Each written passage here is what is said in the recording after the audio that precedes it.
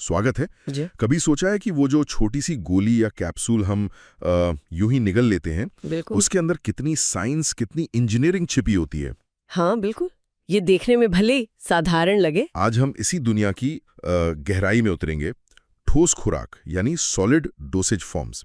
हमारे पास कुछ तकनीकी जानकारी है और हमारा मकसद है इन गोलियों और कैप्सूल के पीछे के विज्ञान को, मतलब ये कैसे बनती हैं, क्या करती हैं, इसे आसान भाषा में समझना। बिल्कुल एक दिलचस्प सफर होने वाला है ये। चलिए सबसे आम चीज से शुरू करते हैं। गोलियां, टैबलेट्स इतनी ज्यादा इस्तेमाल होती हैं कि हम शायद इनके बारे में सोचते हैं, पर असल में ये है क्या और इतनी पॉपुलर क्यों है। गोलियां या कहें कंप्रेस्ड टैबलेट्स दवा का वो ठोस रूप है जो पाउडर या दानों को बहुत ज्यादा दबाव मतलब कंप्रेशन से बनाया जाता है। कंप्रेशन से। अच्छा। हाँ। और इनकी लोकप्रियता के पीछे कई वजह हैं। सबसे पहली और जरूरी बात, खुराक की सटीकता। हाँ। हर गोली में दवा की मात्रा लगभग तय होती है। हाँ ये तो है। डॉक्टर बताते हैं एक गोली सुबह, एक शाम, मतलब मात्रा फिक्स है। बिल्कुल। फिर इन्हें लेना आसान है, रखने में, स्टोर करने में ये स्थिर रहती हैं, जल्दी खराब नहीं होती। हाँ, दवा का जो कड़वा स्वाद होता है या अजीब सी गंध, उसे छुपाने के लिए। हाँ उसे छुपाने के लिए इन पर कोटिंग मतलब एक परत चढ़ाई जा सकती है। और प्रोडक्शन के लिहाज से भी ये बहुत अच्छी है। हल्की, कॉम्पैक्ट, बनाने में सस्ती पड़ती हैं। बड़े पैमाने पर बनाने के लिए एकदम सही। हाँ बिल्कुल। ट्रांसपोर्ट करना भी आसान। सुनने में तो ये मतलब परफेक्ट सोल्यूशन लगता है, लेकिन क्या हमेशा इतना आसान होता है दवा को इस छोटी सी गोली में फिट करना? कुछ मुश्किलें भी आती होंगी। हाँ हाँ बिल्कुल आती हैं। चुनौतियां कम नहीं हैं। पहली बात तो ये कि हर दवा का पाउडर आसानी से दबकर गोली नहीं बनता। कुछ पाउडर बहुत हल्के, फूले हुए होते हैं। अच्छा, मतलब फ्लफी। हाँ, फ्लफी या कम घनत्व वाले, उन्हें कंप्रेस करना मुश्किल होता है। फिर कुछ दवाएं स्वाद में बहुत ज्यादा कड़वी होती हैं या उनकी गंध बर्दाश्त नहीं होती। बिल्कुल, या फिर वो ऑक्सीजन या नमी से खराब हो सकती हैं, तो उनके लिए खास कोटिंग चाहिए या फिर कैप्सूल का इस्तेमाल करना पड़ता है। उससे लागत बढ़ जाती है। और घुलने वाली बात आपने कहा था। हाँ, वो एक बड़ी चुनौती है, घुलनशीलता। अगर दवा पानी में ठीक से घुलती नहीं, मतलब पुअर वेटिंग है या डिसोल्यूशन स्लो है, तो शरीर उसे सोख नहीं पाएगा। मतलब दवा पेट में तो गई पर खून में नहीं पहुंची। हाँ, या बहुत कम पहुंची, उसकी बायो अवेलेबिलिटी कम हो जाती है। तो यहीं पर असली फार्मास्यूटिकल साइंस काम आती है, इन मुश्किलों का हल निकालना। दिलचस्प। तो इसका मतलब ये हुआ कि अलग अलग जरूरतों के लिए अलग अलग तरह की गोलियां होती होंगी। एकदम सही कहा। गोलियों को उनके इस्तेमाल या उनके काम करने के तरीके के आधार पर बांटा जाता है। मोटा मोटा देखें तो 4 ग्रुप है। 4 ग्रुप? जी। कौन कौन से? पहला तो वो जो हम सीधे निगल लेते हैं, इसमें आपकी रेगुलर कंप्रेस गोलियां आ गईं, मल्टी लेयर्ड गोलियां आ गईं। मल्टी लेयर्ड मतलब परत वाली। हाँ, एक के ऊपर एक परत, या फिर सस्टेन्ड एक्शन जो धीरे धीरे दवा छोड़ती हैं। अच्छा। Enteric coated, sugar coated, film coated, चबाने वाली गोलियां भी इसी में है। अच्छा। और दूसरा ग्रुप है जो मुंह में इस्तेमाल होता है, जैसे बक्कल टैबलेट्स जो गाल और मसूड़े के बीच रखते हैं, या सबलिंगुअल जो जीभ के नीचे। हाँ हाँ वो तो पता है, जीभ के नीचे रखने वाली। बिल्कुल। फिर लॉजेंज है गले की खराश के लिए, और डेंटल कोन भी होते हैं दांत निकालने के बाद। ओके। तीसरा है जो अन्य रास्तों से दी जाती हैं, जैसे इम्प्लांटेशन टैबलेट्स त्वचा के नीचे, या विजाइनल टैबलेट्स। और चौथा है घोल बनाने के लिए, जैसे एफोवेसेंट टैबलेट्स जो पानी में बुलबुले छोड़ती हैं, जैसे वो गैस की दवा। हाँ, कुछ एंटासिड्स वैसे होते हैं। फिर डिस्पेंसिंग टैबलेट्स हैं जिनसे डॉक्टर खास कंसंट्रेशन का घोल बनाते हैं, और हाइपोडर्मिक टैबलेट्स भी थीं, इंजेक्शन के लिए घोलने वाली, पर अब कम यूज होती हैं। वाह, ये तो दवाओं को शरीर में पहुंचाने के कितने सारे तरीके हो गए। आपने जैसे एंटेरिक कोटेड का जिक्र किया, ये कमाल की चीज है, पेट के एसिड से बचकर सीधे आंत में। हाँ, एक तरह का सुरक्षा कवच। उन दवाओं के लिए जरूरी है जो पेट में जलन करती हैं या एसिड से खराब हो जाती हैं। और वो सबलिंगुअल वाली, जीभ के नीचे रखो और दवा सीधे खून में, पेट का चक्कर ही खत्म। हाँ, ये बहुत तेज असर करती हैं क्योंकि वो सीधे सिस्टेमिक सर्कुलेशन में जाती है। सस्टेन्ड एक्शन गोलियां भी बहुत काम की हैं, धीरे धीरे दवा रिलीज करती हैं, तो बार बार गोली नहीं लेनी पड़ती। और चबाने वाली, जैसे बच्चों के विटामिन। हाँ, उनमें अक्सर मिठास डाली जाती है और चबाने से दवा जल्दी घुलती है, तो असर भी शायद थोड़ा जल्दी हो और लेना भी आसान। नियंत्रित और थोड़ी जटिल होती है। मोटे तौर पर 3 स्टेप्स हैं। पहला, माल तैयार करना, मतलब दवा और एक्सिपिएंट्स का मिश्रण। इसमें अक्सर पाउडर को दानों यानी ग्रैन्यूल्स में बदलना पड़ता है। पाउडर को दानों में क्यों? अभी बताता हूँ। दूसरा स्टेप है इन दानों को मशीन में दबाकर गोली बनाना, और तीसरा, अगर जरूरी है तो गोली पर कोटिंग करना, और हाँ, आखिर में सबसे जरूरी क्वालिटी चेक। हाँ, क्वालिटी तो जरूरी है, लेकिन वापस आते हैं, पाउडर को दानों में क्यों बदलते हैं? सीधा पाउडर क्यों नहीं दबाते? बहुत अच्छा सवाल है। देखिए, इसके कई कारण हैं। जो महीन पाउडर होता है ना, वो अक्सर मशीन के हॉपर से ठीक से बहता नहीं है, मतलब उसका फ्लो ठीक नहीं होता। तो उससे क्या दिक्कत होगी? अगर पाउडर ठीक से बहेगा नहीं तो हर गोली बनने वाले खांचे में, जिसे डाई कहते हैं, पाउडर की मात्रा अलग अलग जाएगी। नतीजा, गोलियों का वजन अलग अलग होगा, दवा की डोज कम ज्यादा हो जाएगी। ओह, ये तो गड़बड़ है। हाँ, दूसरी समस्या है सेग्रीगेशन यानी पृथक्करण। अगर पाउडर में अलग अलग साइज या डेंसिटी के कण हैं तो मशीन हिलने से वो अलग हो सकते हैं, मतलब किसी गोली में दवा ज्यादा, किसी में कम। अच्छा। और तीसरी बात, पाउडर में हवा फंसी रह सकती है। जब उसे दबाते हैं तो वो फंसी हुई हवा गोली के ऊपर या किनारों पर दरारें डाल सकती है। इसे कैपिंग या लैमिनेशन कहते हैं। तो दाने बनाने से ऐसा प्रॉब्लम सॉल्व हो जाती है? हाँ, काफी हद तक। दाने पाउडर के मुकाबले ज्यादा आसानी से बहते हैं, उनमें सामग्री एक समान मिली होती है और वो दबकर ज्यादा मजबूत गोली बनाते हैं। हवा भी कम फंसती है। समझ गया। जैसे हम आटा गूंथते हैं रोटी बनाने से पहले, कुछ वैसा ही। हाँ, बिल्कुल सही उपमा है। तो ये दाने बनाने के क्या तरीके हैं? हाँ, कैसे बनते हैं ये दाने? मुख्य रूप से 3 तरीके हैं। सबसे आम है नम दानेदार बनाना, वेट ग्रैन्युलेशन। इसमें पाउडर मिक्सचर में कोई बाइंडर सॉल्यूशन, मतलब चिपकाने वाला घोल, या सिर्फ पानी जैसा कोई लिक्विड डालकर उसे नम गूंथते हैं। अच्छा, जैसे आटा गूंथते हैं। हाँ, कुछ वैसा ही। फिर उसे छलनी से निकालकर दाने बनाते हैं और फिर सुखा लेते हैं। ठीक है। और दूसरा तरीका? दूसरा है सूखा दानेदार बनाना, ड्राई ग्रैन्युलेशन। ये उन दवाओं के लिए जो नमी या गर्मी से खराब हो सकती हैं, जैसे एस्पिरिन। इसमें बिना कोई तरल मिलाए पाउडर को सीधे कंप्रेस करने की कोशिश करते हैं या दवा के क्रिस्टल फॉर्म का इस्तेमाल करते हैं। और तीसरा? आपने स्लगिंग कहा था। हाँ, स्लगिंग। ये भी ड्राई मेथड का ही एक प्रकार है। इसमें पहले पाउडर मिक्सचर को बड़ी ढीली ढाली गोलियों में दबाते हैं। इन बड़ी गोलियों को स्लग्स कहते हैं। स्लग्स? हाँ, फिर इन स्लग्स को तोड़कर और छानकर एक जैसे साइज के दाने बना लेते हैं। ये भी नमी से खराब होने वाली दवाओं के लिए अच्छा है। और दाने बनने के बाद उनका फ्लो चेक करना जरूरी है? बहुत जरूरी। दाने मशीन में ठीक से बहने चाहिए।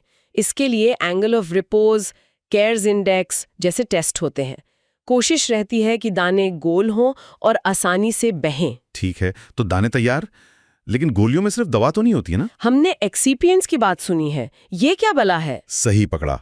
गोली में दवा, जिसे हम एपीआई कहते हैं, उसके अलावा बहुत सारी और चीजें होती हैं। इन्हीं को एक्सिपिएंट्स या सहायक पदार्थ कहते हैं। सहायक पदार्थ? हाँ, ये खुद दवा नहीं होती, मतलब इनका अपना कोई असर नहीं होता, लेकिन गोली बनाने के लिए और दवा को सही ढंग से काम करने में मदद करने के लिए ये बहुत जरूरी हैं। अच्छा, क्या क्या होते हैं ये? कई तरह के होते हैं। एक होते हैं डिल्यूएंट्स या फिलर्स, जब दवा की मात्रा बहुत ही कम हो, मान लीजिए कुछ माइक्रोग्राम, तो उससे गोली तो बन नहीं सकती। हाँ, बहुत छोटी हो जाएगी। तो गोली का साइज बढ़ाने के लिए फिलर डालते हैं। लैक्टोज सबसे आम है।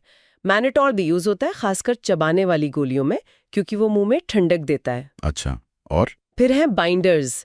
ये गोंद की तरह काम करते हैं, पाउडर के कणों को आपस में जोड़कर दाना बनाने में मदद करते हैं। स्टार्च पेस्ट, जेलेटिन वगैरह। और तोड़ने वाले भी होते हैं? हाँ, डिसइंटीग्रेंट्स। इनका काम है गोली को पेट या आंत में पहुंचते ही जल्दी से तोड़ने में मदद करना, ताकि दवा बाहर निकलकर घुल सके। इसमें भी स्टार्च, सेल्यूलोज वगैरह इस्तेमाल होते हैं। ठीक है, और? क्या होता है? फिर होते हैं लुब्रिकेंट्स, ग्लाइडेंट्स, एंटी एडहेरेंट्स। ये 3 काम करते हैं। ग्लाइडेंट दानों के फ्लो को सुधारते हैं। एंटी एडहेरेंट गोली को मशीन के पुर्जों, मतलब डाई और पंच, से चिपकने से रोकते हैं। और लुब्रिकेंट पंच और डाई के बीच घर्षण कम करते हैं।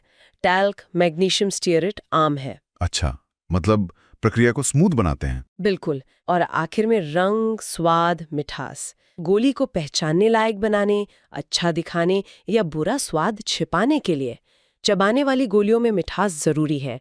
सैक्रीन, एस्पर्टेम जैसे स्वीटनर्स यूज होते हैं। तो ये एक्सिपिएंट सिर्फ हेल्पर नहीं है, जी क्या इनका दवा पर कोई असर भी पड़ सकता है? मतलब क्या चुनते वक्त सावधानी रखनी पड़ती है? बिल्कुल, बहुत सावधानी रखनी पड़ती है। इनका चुनाव दवा की प्रकृति पर निर्भर करता है। ये दवा की स्टेबिलिटी, उसकी घुलनशीलता और अवशोषण सब पर असर डाल सकते हैं। जैसे कोई उदाहरण? जैसे मैंने बताया लैक्टोज, ये बहुत आम फिलर है, लेकिन कुछ दवाओं के साथ ये माइलार्ड रिएक्शन कर सकता है। गोली भूरी पड़ सकती है, दवा खराब हो सकती है। अच्छा, इसी तरह कैल्शियम वाले फिलर्स टेट्रासाइक्लिन जैसे एंटीबायोटिक का अब्जॉर्प्शन कम कर सकते हैं। दूसरी तरफ कुछ एक्सिपिएंट्स मल्टीटास्कर होते हैं, जैसे माइक्रोक्रिस्टलाइन सेल्यूलोज। वो फिलर, बाइंडर, डिसइंटीग्रेंट सबका काम थोड़ा थोड़ा कर लेता है। तो ये अपने आप में एक विज्ञान है, सही दवा के लिए सही एक्सिपिएंट्स चुनना। बिल्कुल, फॉर्मुलेशन साइंस कहते हैं इसे। तो दाने तैयार, हम्म। एक्सिपिएंट्स मिक्स हो गए, हाँ अब आती है बारी गोली बनाने की, मतलब कंप्रेशन की। हाँ, अब टैबलेट कंप्रेशन का स्टेज आता है। इसके लिए टैबलेट प्रेस मशीनें होती हैं। लैब स्केल पर या छोटी प्रोडक्शन के लिए सिंगल पंच मशीनें होती हैं, एक बार में एक गोली। और बड़े प्रोडक्शन के लिए? बड़े प्रोडक्शन के लिए होती हैं रोटरी टैबलेट प्रेस। ये बहुत तेज होती हैं। इनमें एक घूमने वाले टरेट पर कई सारे डाई और पंच लगे होते हैं। कितनी तेज? बहुत तेज। कुछ मशीनें 1 मिनट में 10,000 से ज्यादा गोलियां बना सकती हैं। 10,000 गोलियां 1 मिनट में, कमाल है। हाँ, प्रोसेस वही है। डाई में दाने भरते हैं, ऊपर और नीचे के पंच दबाव डालते हैं, गोली बनती है और बाहर निकल जाती है। लेकिन इतनी तेजी में क्या सब कुछ हमेशा परफेक्ट होता है? कुछ गड़बड़ियां, मतलब डिफेक्ट्स भी हो सकते हैं? हाँ, बिल्कुल हो सकते हैं। टैबलेट बनाने में कई तरह की समस्याएं आ सकती हैं। इनको पहचानना और कंट्रोल करना क्वालिटी कंट्रोल का हिस्सा है। कैसी समस्याएं? कुछ तो दिखने में होती हैं, जैसे गोली का पंच या डाई से चिपक जाना, इसे पिकिंग या स्टिकिंग कहते हैं, या गोली पर रंग का एक जैसा ना होना, मॉटलिंग। अच्छा, कुछ स्ट्रक्चरल होती हैं, जैसे गोली का ऊपर या नीचे का हिस्सा अलग हो जाना, कैपिंग, या गोली का परतों में बंट जाना, लैमिनेशन, किनारों का टूटना, चिपिंग, या गोली में दरार पड़ना, क्रैकिंग। ये क्यों होता है? ये अक्सर दानों में ज़्यादा हवा होने या कंप्रेशन ठीक से ना होने या फॉर्मुलेशन में गड़बड़ी से होता है। और फिर वजन का एक जैसा ना होना, वेट वेरिएशन, या गोलियों का बहुत नरम या बहुत ज़्यादा सख्त होना, हार्डनेस वेरिएशन। अगर कोटिंग है तो उसमें भी दिक्कतें आ सकती हैं, जैसे सतह खुरदरी होना, ऑरेंज पील इफेक्ट या फफोले पड़ना। इन डिफेक्ट से बचने के लिए ही शायद कुछ गोलियों पर परत, मतलब कोटिंग चढ़ाई जाती है। इसके और क्या फायदे हैं? हाँ, कोटिंग के कई मकसद होते हैं। एक तो हमने बात की कड़वा स्वाद या गंध छुपाना। हाँ, दूसरा, दिखने में अच्छी लगे, पहचानना आसान हो। तीसरा, दवा को बाहरी वातावरण, हवा, नमी, रोशनी से बचाना, इससे उसकी शेल्फ लाइफ बढ़ती है। स्टेबिलिटी के लिए। बिल्कुल।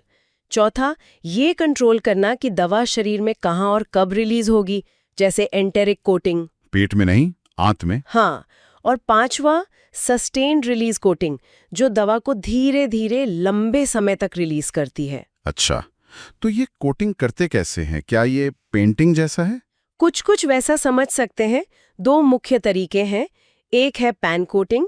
इसमें गोलियों को एक बड़े घूमते हुए ड्रम या पैन में डालते हैं। घूमते हुए पैन में? हाँ, और उन पर कोटिंग का सॉल्यूशन स्प्रे करते हैं या डालते हैं और साथ साथ गर्म हवा से सुखाते जाते हैं। दूसरा तरीका है प्रेस कोटिंग। इसमें एक बनी हुई गोली के चारों तरफ कोटिंग के पाउडर को दबाकर एक मोटी परत बना देते हैं। पैन कोटिंग ज्यादा आम है। हाँ, पैन कोटिंग ज्यादा आम है। इसमें भी 2 तरह की कोटिंग मशहूर है। एक है शुगर कोटिंग, चीनी की परत। हाँ, ये पुराना तरीका है। इसमें चीनी की कई परतें चढ़ाई जाती हैं।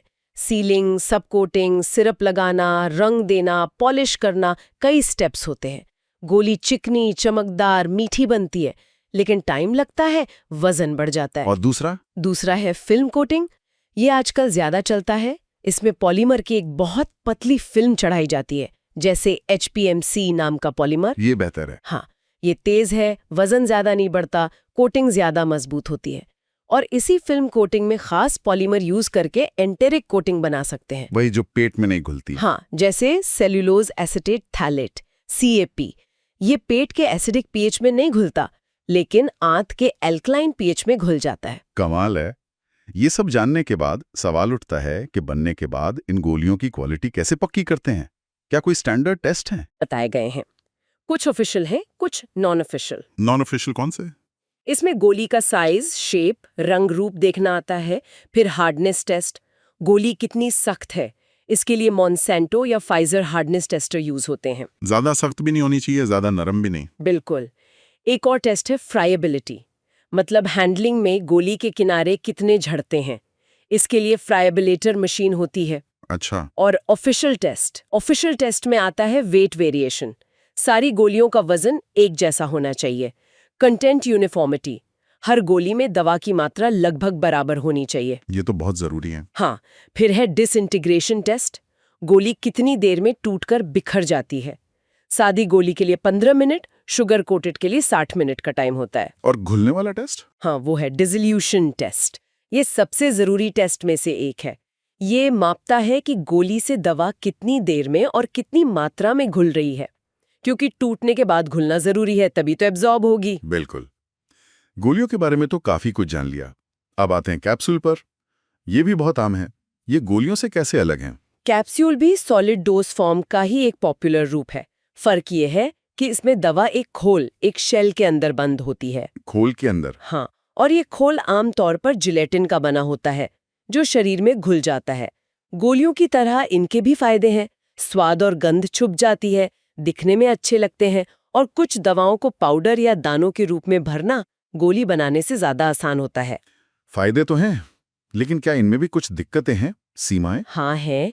जिलेटिन जो है वो नमी के प्रति संवेदनशील है, तो जो दवाएं हवा से बहुत नमी सोखती हैं, मतलब हाइग्रोस्कोपिक है, उन्हें भरना मुश्किल है। क्योंकि वो पेट में जलन कर सकते हैं। अच्छा। कैप्सूल कितने तरह के होते हैं? हार्ड और सॉफ्ट सुना है। सही सुना है। मुख्य रूप से 2 तरह के हैं, हार्ड जेलेटिन कैप्सूल और सॉफ्ट जेलेटिन कैप्सूल। हार्ड वाले कौन से हैं? हार्ड वाले वो हैं जिनके 2 हिस्से होते हैं, एक लंबा हिस्सा बॉडी और एक छोटा थोड़ा चौड़ा हिस्सा कैप।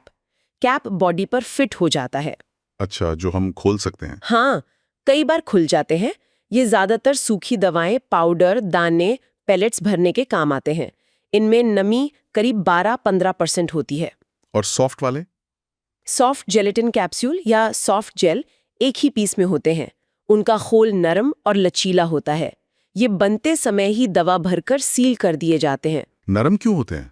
क्योंकि इनके जिलेटिन में प्लास्टिसाइजर मिलाते हैं, जैसे ग्लिसरीन या सॉर्बिटॉल। ये उसे नरम रखते हैं। ये अक्सर तरल या सेमी सॉलिड दवाएं जैसे तेल, सस्पेंशन, पेस्ट भरने के काम आते हैं, जैसे विटामिन ई के कैप्सूल्स।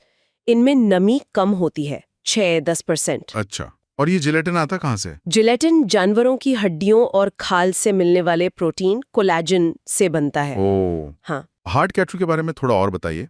ये खाली खोल कैसे बनते हैं और फिर भरे कैसे जाते हैं? खाली हार्ड जिलेटिन कैप्सूल बनाने की प्रक्रिया ऑटोमेटेड होती है। स्टील की पिनों को गर्म जिलेटिन घोल में डुबोते हैं, पिन पे परत जम जाती है, उसे सुखाते हैं, काटते हैं और बॉडी कैप को जोड़ देते हैं। ये खाली कैप्सूल फिर दवा कंपनियों को जाते हैं। और कंपनियों ने भरती हैं? हाँ, दवा को अक्सर एक्सिपिएंट्स के साथ मिलाकर तैयार करते हैं ताकि वो मशीन में आसानी से भरे। ये कैप्सूल कई साइज में आते हैं। नंबर 00 सबसे बड़ा, नंबर 5 सबसे छोटा। भरने के लिए मशीनें होती हैं? और बहुत तेज ऑटोमेटिक मशीनें भी। भरने के बाद कैप्सूल बंद करते हैं, साफ करते हैं और कभी-कभी जोड़ पर जिलेटिन का बैंड लगा देते हैं ताकि लीक ना हो। और सॉफ्ट कैप्सूल्स? आपने कहा वो बनते समय ही भर जाते हैं। हाँ। सॉफ्ट जेल की प्रक्रिया अलग है। सबसे आम है रोटरी डाई प्रोसेस। इसमें जिलेटिन की 2 गर्म रिबन, जिनमें प्लास्टिसाइजर मिला है, 2 घूमने वाले डाई रोलर्स के बीच से गुजरती हैं। Die rollers? हाँ, उन पर कैप्सूल के आकार के खांचे होते हैं। जैसे ही रिबन बीच में आती हैं, उनमें दवा इंजेक्ट होती है और डाई के दबाव और गर्मी से रिबन आपस में जुड़कर कैप्सूल बन जाती है और सील भी हो जाती है। मतलब बनाना और भरना एक साथ? हाँ, एक ही स्टेप में। ये गोल, अंडाकार, ट्यूब जैसे कई शेप में बन सकते हैं। कैप्सूल की क्वालिटी कैसे चेक करते हैं? गोलियों जैसी? और क्या इनके भी कोई खास इस्तेमाल है? हाँ, क्वालिटी टेस्ट काफी मिलते जुलते हैं। वजन की एक रूपता, कंटेंट यूनिफॉर्मिटी, डिसोल्यूशन टेस्ट, ये सब जरूरी हैं। जी। डिसइंटीग्रेशन टेस्ट भी होता है, पर टाइम थोड़ा अलग हो सकता है। और खास इस्तेमाल। हाँ, है। जैसे गोलियों की तरह एंटेरिक कोटेड कैप्सूल्स भी होते हैं। सस्टेन्ड रिलीज कैप्सूल्स बहुत कॉमन है, जिनमें दवा के कोटेड दाने भरे होते हैं जो धीरे धीरे घुलते हैं। अच्छा। इसके अलावा कभी-कभी रेक्टल यूज के लिए या आंखों के ऑइंटमेंट की सिंगल डोज पैकिंग के लिए भी सॉफ्ट जेल्स यूज होते हैं। गोलियों और कैप्सूल से पहले क्या दवाएं पाउडर या पिल्स के रूप में नहीं दी जाती थीं? उनका क्या हुआ? बिल्कुल दी जाती थी। पाउडर तो दवा का सबसे पुराना रूप है, आज भी इस्तेमाल होता है, खासतौर पर बाहरी इस्तेमाल के लिए डस्टिंग पाउडर। लेकिन नमी से खराब होने का डर रहता है और डोज नापना मुश्किल होता है। और पिल्स? पिल्स छोटी गोल ठोस खुराक थी। दवा को एक्सिपियंट्स के साथ गूंथकर हाथ से या मशीन से गोल करके बनाते थे। वो अब क्यों नहीं चलती? तो उनकी सबसे बड़ी दिक्कत थी उनका अनिश्चित डिसइंटीग्रेशन, मतलब वो कब घुलेंगी पता नहीं। ताज़ी पिल शायद घुल जाए, पुरानी रखी हुई पत्थर जैसी हो सकती थी। ओह, हाँ, और वजन और साइज भी एक जैसा बनाना मुश्किल था। इसीलिए जब टैबलेट कंप्रेशन की तकनीक आई तो गोलियों ने पिल्स की जगह ले ली। वो ज्यादा भरोसेमंद और सटीक थी।